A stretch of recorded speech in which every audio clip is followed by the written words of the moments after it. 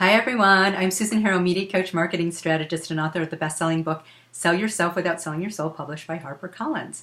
And today I wanted to talk about how to create your most important soundbite. It is called Your Story of Origin.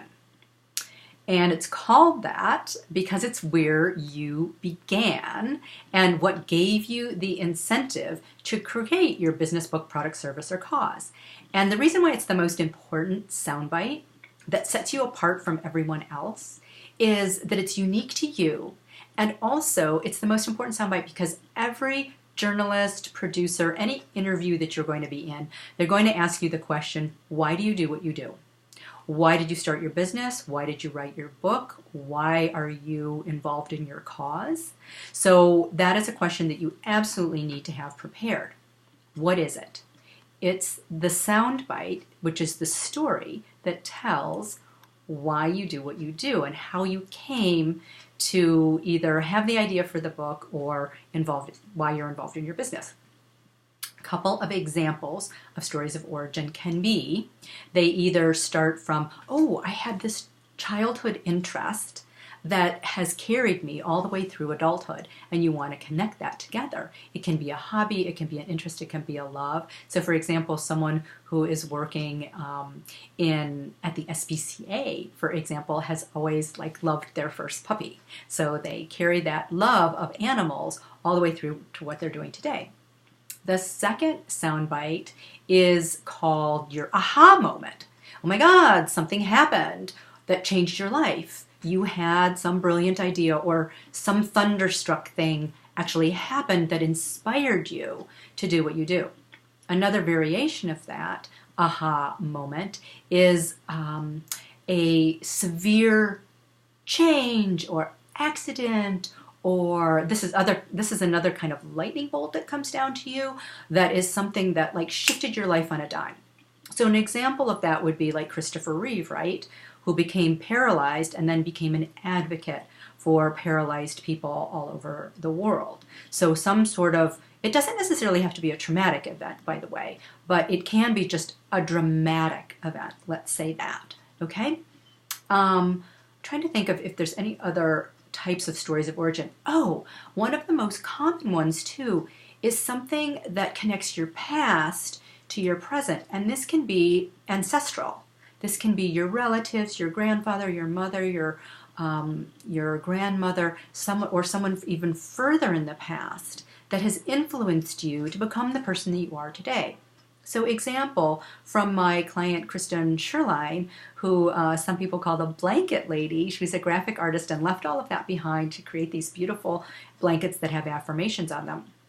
And she didn't realize this, by the way, when we first started working together. She didn't realize that her story of origin came from her grandfather, who at that time during the war traded shoes. He was what do you call it? Not a shoesmith, you know what I'm talking about, the people who create and repair shoes.